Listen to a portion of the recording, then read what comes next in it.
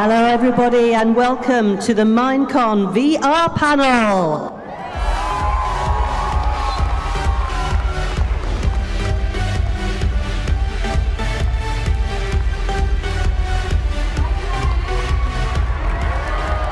My name is Emily Orson from Team Minecraft. I'm so happy to have all these guys up here with me today. This is Sax Person from Team Minecraft. We've got John Carmack, so excited to have him here from Oculus. And Soren Hannibal, also from Team Minecraft, and James Webster. We are so happy that you guys stuck around for the VR panel, and I am here to tell you that it was totally worth it. We are going to talk to some of the creators of Minecraft in VR. We're going to do a gameplay demo with some special guests who are backstage. And we're going to actually have Q&A at the end, so start thinking of your questions now. Okay, so Sax, let's talk a little bit about kind of the design principles for Minecraft. Why did you want to bring, what were you thinking about when you brought Minecraft to VR? I think the most important thing for us when we started on Minecraft in VR was we wanted a real version of Minecraft. We wanted people in VR to play with everybody else on Minecraft. We wanted them to have no competitive advantage, and we wanted them to feel just as natural as anybody else. But what we really wanted was to give them that sense of immersion. The first time I put on my headset and I saw my house that I built, I saw the size of the animals. You take in a sunset. It is a very personal experience. And from the very first, the most crude demo we did, we knew that we needed to really bring this in and become a permanent part of Minecraft, not just a demo. And as such, we said, there's nothing we're not going to change. We're going to change whatever we need to change to make a good game in VR. And that's really that was the quest we set on. We had it running really fast, but then it became a 6-month slog of one thing at a time to make it the best possible experience we could. That's awesome. Those sunsets in VR, guys, are actually really beautiful. It's like a real vista. So can you tell us a little more about kind of that first time in VR with Minecraft, what it was like for you? Well, the very first time I played in multiplayer, and I had this weird sense of looking somebody in the eye that I'd never had in Minecraft, where I'm the proper height and I can move around my head, and I walk up to one of the other developers and we're looking each other in the eye, and it's that we're nodding at each other and just sort of moving our heads to make sure it's real. And then, the inevitable happened. I look down and mine away from him, so he falls down, right? And I'm looking over the edge, and this is Jonathan, and he's falling down, and he's looking at me with big pixely eyes, what? What did you do to me? I think that's we chose to do a multiplayer demo here today because multiplayer is really for me, where you get a sense of just being in a completely different world, with people that experience the same way. It takes a few seconds, and then you're immersed, right? And we're excited. We have people here that are going to come to stage. They've never tried VR before, and it's going to be quite the experience. So. Yes, first time in VR on this panel will be really exciting to see.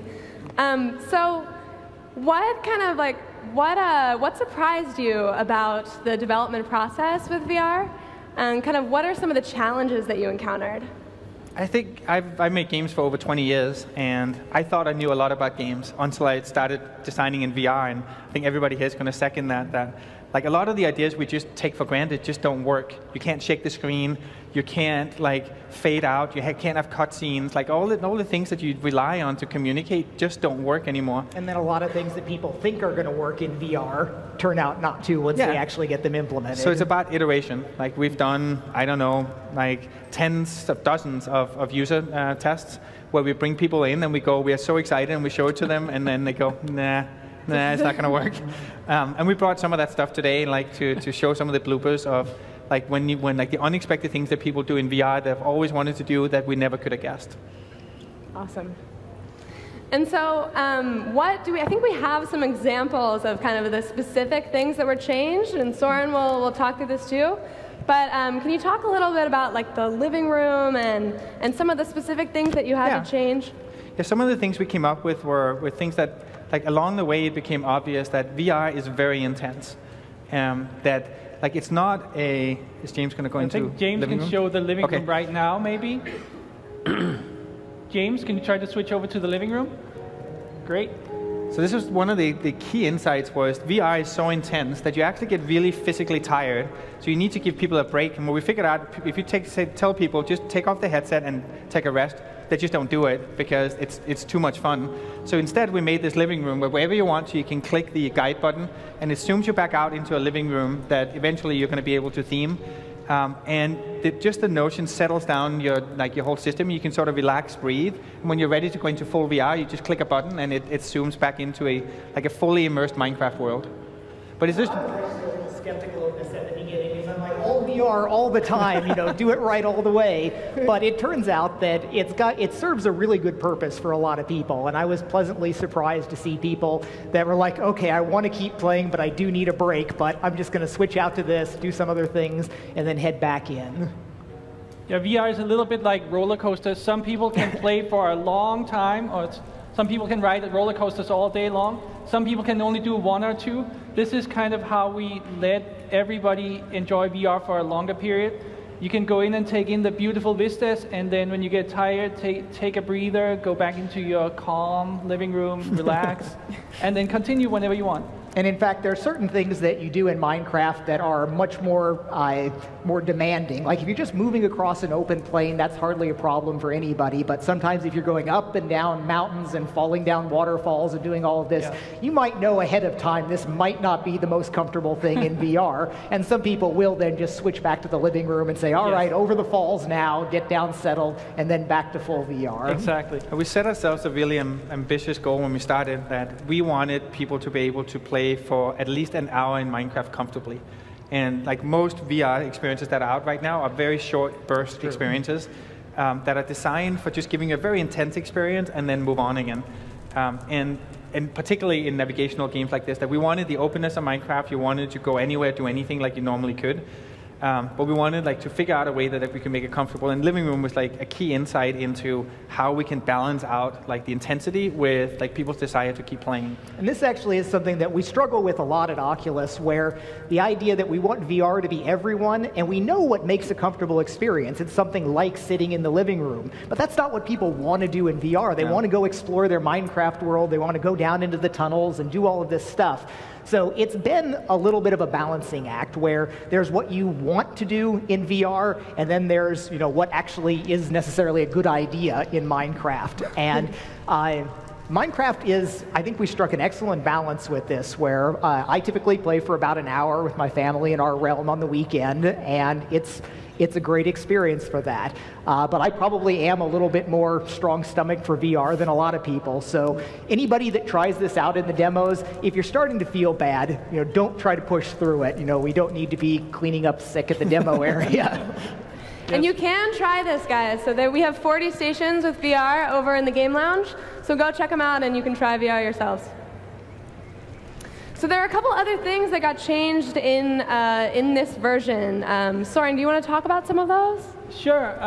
So the first thing we should probably show, James, is if you go into the immersive mode and show how turning looks a little bit different than people are used to. Normally in turning, when you use your stick, it just smoothly turns. But if you use your right stick to turn in VR, actually it goes kind of stepwise. It's something we found helps a lot on how long people can play. It makes it a much more comfortable experience, so you can play for longer. It feels a little strange in the beginning, but it's a little bit like wearing a bicycle helmet. If you get used to it very quickly, and it's a much better thing to do in the long run. It's much smarter. Importantly, on the Gear VR, the wireless headset, I encourage people to never touch the right stick at all. You want to play in a swivel chair or even standing up, because if you turn in the real world, your body has a little bit of a sense of direction, and it's really interesting to know that I'm looking this way, and you turn all the way around, you do some other things, and then you come back, and you still know basically where you are. And that is some of that sense of presence that you get with virtual reality that you really don't have with a typical game. But normal, serious console jockey stick turning, that is about the worst thing you can possibly do for comfort in a game, in a virtual reality game. So I think we still have the option of hardcore mode or something to do that, but I recommend no one ever do that. You should either be turning in reality or using the stutter turn comfort mode. We have it as an options image, an option that comes up when you first start in VR. It offers you either classic controls or VR controls. You should always choose VR controls. We have it pretty much for anyone that wants to try what would it actually be like, so everyone can see that's not what you want. But unfortunately, a lot of people look at this and think, oh, there's a bug in the game, the turning's not smooth, but it's actually very intentional. Yes, that's why we left it as an option so people could see we had thought about it and gave you multiple choices, but there's only really one that you should try. So you kind of almost have to trick your brain in VR. That's what we do a lot of. And we actually have one of the things we changed is the bobbing that happens when you're walking. I think we have a video of how when you're swimming, the head bobs. You can see the head bobs like this. So try to imagine, if you close your eyes, you know your body sits completely still, but your eyes are telling you that you're doing this all the time. So that gets very confusing, and you get very uncomfortable with that. Confusing is a nice way to put it. Yes, to say the least.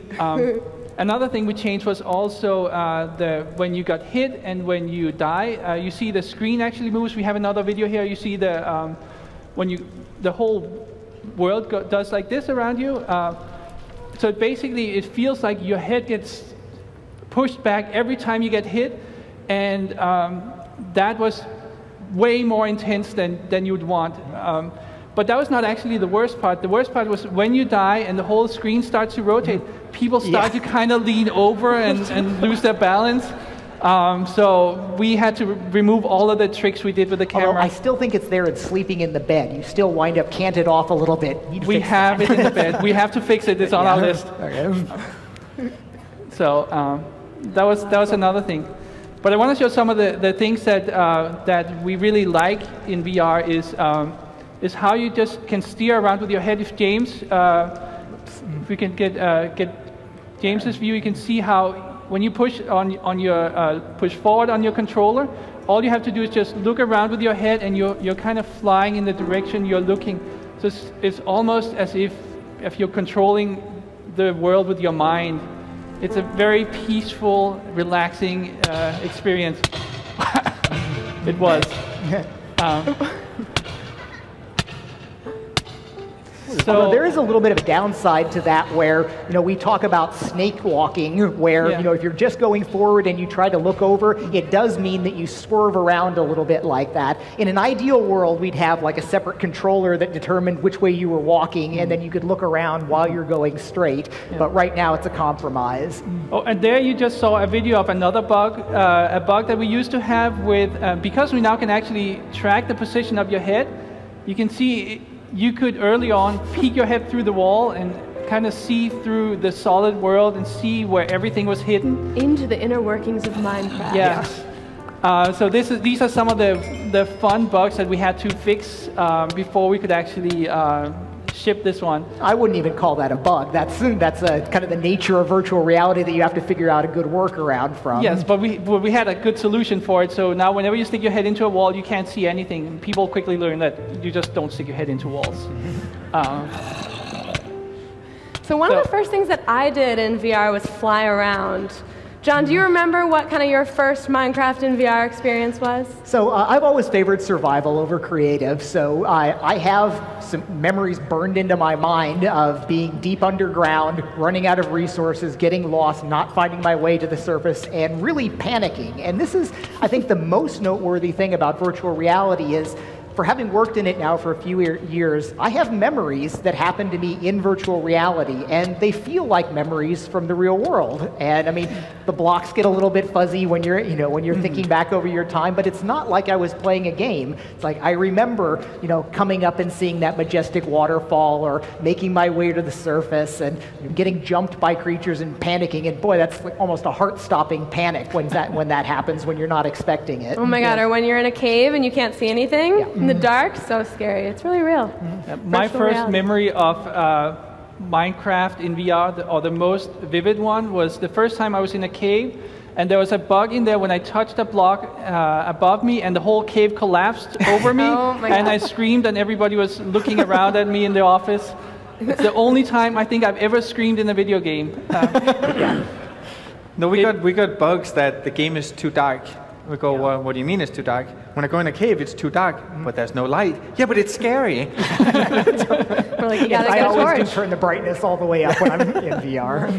So we worked on these changes and things for about 6 months, guys, and very closely with you, John. Kind of what surprised you about working with the Minecraft team? So it is interesting where this was such an epic quest for me, where it was 2.5 years ago that I first met Notch and was pitching him on this, and it was such an arduous journey to get there. Last year at Oculus Connect 2, when we announced we got it, the deal's done, it was then this question about, okay, well, the deal's done, but when do we get to release something? I had built something 6 months previously that had me excited. I had those first memories in VR, and I'm like, ship it now, ship it now.